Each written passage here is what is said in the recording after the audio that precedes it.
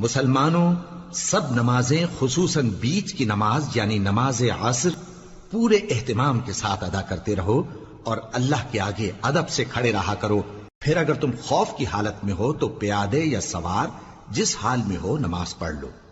پھر جب امن و اطمینان ہو جائے تو جس طریق سے اللہ نے تم کو سکھایا ہے جو تم پہلے نہیں جانتے تھے، اللہ کو یاد کرو۔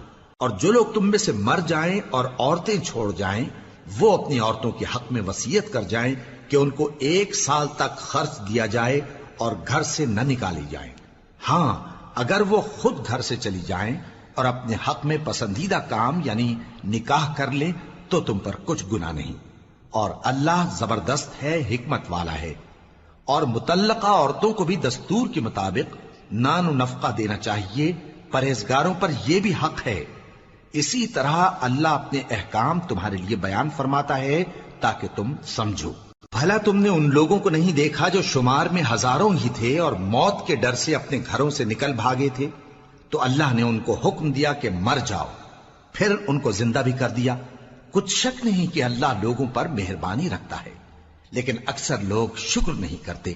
اور مسلمانوں، اللہ کی راہ میں جہاد کرو اور جان رکھو کہ اللہ سب کچھ سنتا ہے، سب کچھ جانتا ہے۔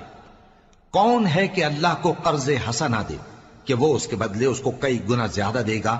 اور اللہ ہی روزی کو تنگ کرتا اور وہی اسے کشادہ کرتا ہے، اور تم اسی کی طرف لوٹ کر جاؤ گے۔